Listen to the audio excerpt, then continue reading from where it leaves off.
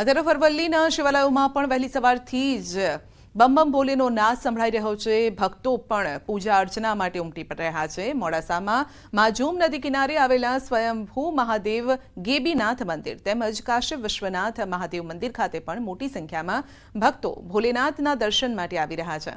આ તરફ ભિલોડા ખાતે આવેલા ભવનાથ મંદિરે પણ મોટી સંખ્યામાં ભક્તો ઉમટ્યા છે।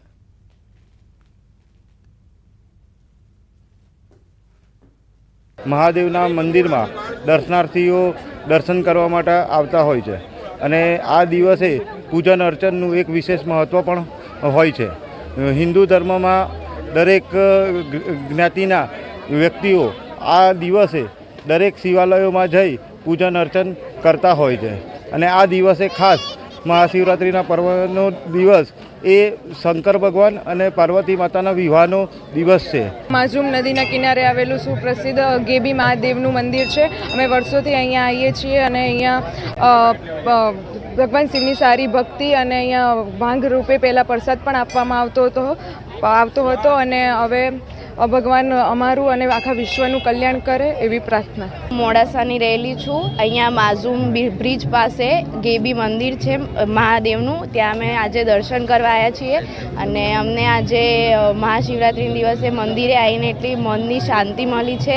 મહાશિવરાત્રિના પર્વ નિમિત્તે અરવલ્લી જિલ્લાના શિવાલયો હર હર મહાદેવના નાદ સાથે ગુંજી ઉઠ્યા છે। દ્રશ્યો બતાવીશ કે મોડાસાનું જે ગેબીનાથ મહાદેવ મંદિર છે, સ્વયંભૂ મહાદેવજીનું મંદિર છે કે જે માજૂમ નદીના કિનારે આવેલું છે। ત્યાં ભક્તોની વહેલી સવારથી ભીડ જોવા મળી રહી છે। ભગવાન મહાદેવને શીશ ઝુકાવી અને ભક્તો નમન કરી રહ્યા છે, બિલીપત્ર ચડાવી રહ્યા છે, પાણી ચડાવી રહ્યા છે। સાથે જ આપ કતાર જોઈ શકો છો કે લાંબી કતારો લાગી છે મંદિરમાં દર્શન માટે। ખાસ કરીને કાશી વિશ્વનાથ મંદિર મહાદેવ મોડાસા તેમજ ભવનાથ મંદિર ભિલોડા ખાતે પણ ભક્તો વહેલી સવારથી જોવા મળી રહ્યા છે। અરવલ્લી જિલ્લામાં શિવાલયોમાં ભક્તોની ભીડ વહેલી સવારથી જોવા મળી છે, ત્યારે મહાશિવરાત્રિના પર્વને અનેરા ઉત્સાહ સાથે મનાવવામાં આવી રહ્યો છે।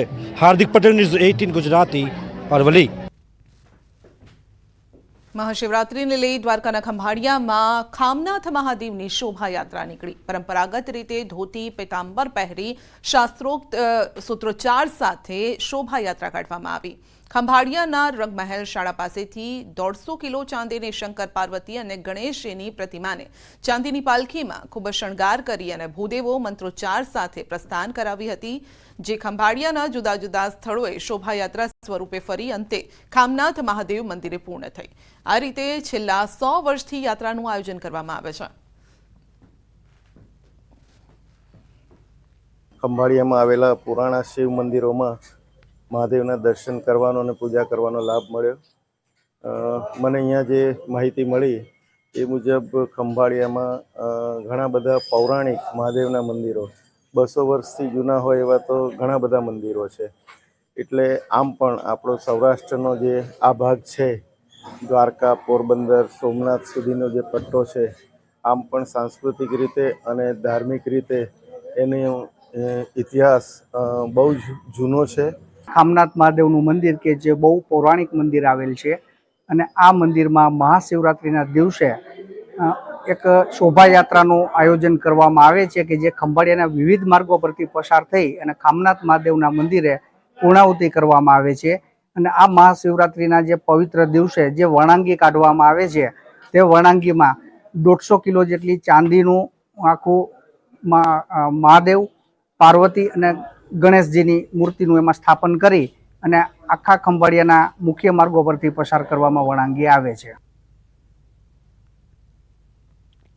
મહાશિવરાત્રિના મહાપર્વ પર મંદિર પરિસરો હર હર મહાદેવના નાદથી ગુંજી ઉઠ્યા છે। નાગેશ્વર જ્યોતિર્લિંગ ખાતે મહાશિવરાત્રિ પર્વ પર ભક્તો ઉમટ્યા। મહાશિવરાત્રિના પાવન પર્વ પર દ્વારકા તીર્થ નાગેશ્વર જ્યોતિર્લિંગ મહાદેવ મંદિર ખાતે ભક્તો દર્શને ઉમટ્યા। વહેલી સવારથી જ મંદિરમાં ભક્તોનો જમાવડો છે। શિવ ભક્તોએ નાગેશ્વર મહાદેવ પર જળાભિષેક કરી ધન્યતા અનુભવી। ભક્તો આ પાવન પર્વમાં શિવની ભક્તિમાં લીન થતા જોવા મળ્યા।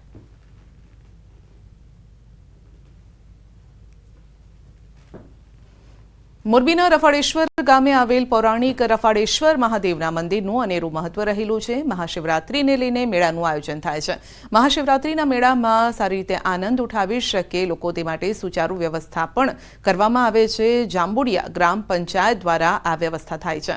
મહાશિવરાત્રિના દિવસે મહાકુંભના સંગમના પાણીમાં સ્નાન કરવાનું પણ મહત્વ છે, ત્યારે આ લાભ અહીં રફાળેશ્વર આવતા તમામ ભક્તોને મળી રહે તે માટે કુંડમાં પ્રયાગરાજના પવિત્ર જળને અર્પણ કરવામાં આવ્યું છે અને જેથી ભક્તોને રફાળેશ્વર મહાદેવની સાથે સાથે ત્રિવેણી સંગમમાં સ્નાન કર્યાનું પુણ્ય મળી રહ્યું છે। ગ્રંથોમાં પણ રફાળેશ્વર મહાદેવના મંદિરનો ઉલ્લેખ છે। પૌરાણિક મંદિર છે। એમને રીપુપાલ નામના રાજવીએ 1946માં જીર્ણોદ્ધાર કરી અને આ સુંદર મજાનું મંદિરનું બાંધકામ કરવામાં આવ્યું। અતિ પૌરાણિક અને અહીંયા પિતૃ તર્પણની પણ ઘણો બધો મહિમા છે। સંગમમાં એ ત્રિવેણી સંગમનું જળ ગંગા, જમુના અને સરસ્વતી એમનું જળ પણ આ રફાળેશ્વર મહાદેવ મંદિરના કુંડમાં અર્પણ કરવામાં આવશે। જે આપણા ભાવિક ભક્તો છે, આપણે રફાળેશ્વર ગામે આપણા મહાદેવનું મંદિર છે, વર્ષોથી પૌરાણિક મંદિર છે અને દર વર્ષે લોકો અહીંયા આવે છે ખૂબ જ શ્રદ્ધા અને ભાવ ભક્તિથી।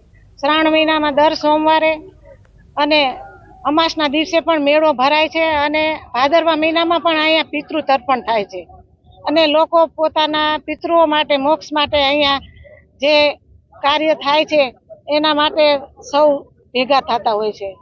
15-17 વર્ષથી આ આયોજન થાય છે અને સંપૂર્ણ આયોજન બધું પંચાયત જ કરતી હોય છે અને આ મેળામાં મોરબી તાલુકાના 102 ગામ આવે છે અને મોરબી તાલુકા સિવાય માની લ્યો કે આખી જિલ્લાની પબ્લિક અહીંયા આવે છે, કારણ કે શિવનું મહત્વ વધારે હોય છે। વ્યવસ્થા બહુ સારી છે આ વખતે, પોલીસની દર વખતે સારી જ હોય છે, પોલીસ અને આરોગ્ય। વડોદરામાં મહાશિવરાત્રી નિમિત્તે શિવ મંદિરોમાં જામે છે ભક્તોની ભીડ। નવનાથની નગરી વડોદરામાં લોકો શિવમય બન્યા છે। અભિષેક આરતી બાદ ભક્તો માટે દર્શન મોડી રાત સુધી ખુલ્લા રહેશે।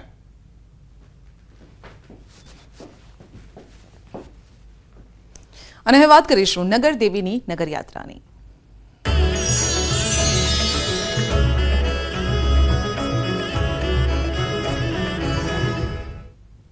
અમદાવાદમાં નગરદેવી ભદ્રકાળી માતાજીની યાત્રા પૂર્ણ થઈ છે। નગરયાત્રા પરત ભદ્રકાળી મંદિર પહોંચી છે। 614 વર્ષ પછી પ્રથમ વખત નગરદેવી નગરચર્યાએ નીકળ્યા। મોટી સંખ્યામાં ભક્તો જોડાયા। 6.25 કિલોમીટર લાંબી આ નગરયાત્રા હતી, જેમાં ઠેર ઠેર સ્વાગત પણ કરવામાં આવ્યું। આ સાથે આજે અમદાવાદીઓ ભક્તિમાં લીન જોવા મળ્યા। તો આ અંગે જે વધુ અપડેટ મેળવીશું, સહયોગી પ્રણવ આપણી સાથે જોડાઈ ગયા છે। જી પ્રણવ, નગરયાત્રાએ નીકળ્યા હતા ભદ્રકાળી માતાજી અને હવે નગરયાત્રા જે અંતિમ પડાવ છે ત્યાં આવી ગઈ છે, એટલે કે મંદિરે પરત આવી ગઈ છે આ યાત્રા।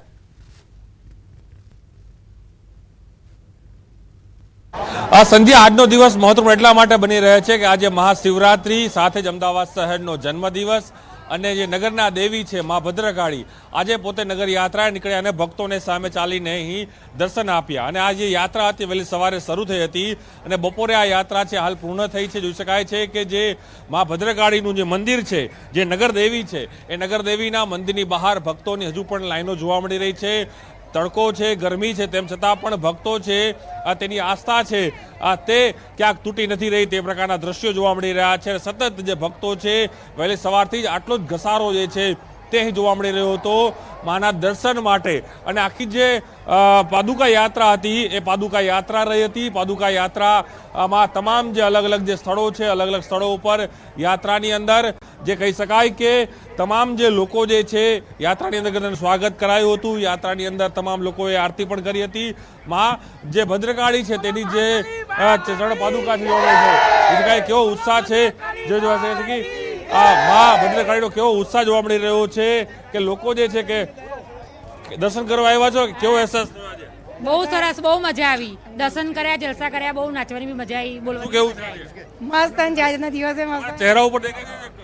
હા, બહુ જ ખુશી છે, મજા। મા ભદ્રકાળી પહેલી વખત ખરેખર બહુ મજા આવી, બહુ મજા આવી। કહે છે લોકો આવી રીતે થવું જોઈએ।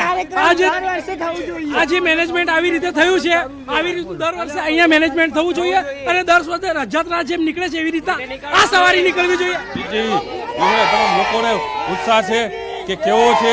સંધ્યા દેખાય છે કે ઉત્સાહ છે, કેવું કે શું કેવું છે? આ સારું છે, દર વર્ષે આવી રીતે નીકળવું જોઈએ। આનાથી બી પબ્લિક આવતા વર્ષે વધારે હોવી જોઈએ। વધારે હશે એ પ્રકારનો આવાજ જોઈ શકાય છે કે માહોલ છે જોઈ શકો રજા આપવી જોઈએ, હવે જાહેર રજા આપવી જોઈએ. ચોક્કસ આપણે જઈ શકાય દ્રશ્યોમાં જોવા મળી રહ્યું છે.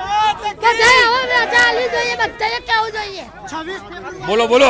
અમદાવાદના ઇતિહાસમાં પ્રથમવાર ભદ્રકાળી માતાજી નગરના લોકો માટે દર્શન માટે સ્વયંભૂ જે રીતે આગળ આવ્યા, આ પરંપરા દર વર્ષે ચાલતી રહે એવી અમે મા જગદંબાને પ્રાર્થના કરીએ છીએ. સર્વ અમદાવાદના લોકો જે સાધન સંપન્ન સુખી થયા છે તો નગરદેવી ભદ્રકાળીની કૃપાથી થયા છે. જાહો જલાલી જે પણ આવી છે માતાજીની જ કૃપાથી આવી છે. આવતા વર્ષે ફરી આ ચોકમાંથી ફરી રથયાત્રા નીકળે અને સમગ્ર અમદાવાદના લોકો આમાં જોડાય તેવી ભાવના પણ છે. ચોક્કસ શું કેવું છે? નગર યાત્રા દર્શન કર્યા માતાજીના? હા, દર્શન કર્યા માતાજીના. અને દર વર્ષે આ રીતનું આનાથી પણ જોરદાર આયોજન થવું જોઈએ. જેવું જગન્નાથનું નીકળે છે એથી એવું જ મારી ભદ્રકાળી માનું નીકળવું જોઈએ. બોલો ભદ્રકાળી માં. અખિલ બ્રહ્માંડની જેને જોગમાયા કહેવાય એવી જેને કે આકાશ પાતાળ તું ધરી અંબરે નાગ સુરંબાઈ પાય નમે દિગપાલ દિગંબર આથી ડુંગર સાટી સાહેબ એવી માં જોગમાયા જેને કહેવાય નગર યાત્રામાં નીકળી છે એવી માં જગદંબાના ચરણે આકાશ પાતાળ જેવી માં જેને જોગમાયા. જે આપનો આભાર અમારી સાથે જોડા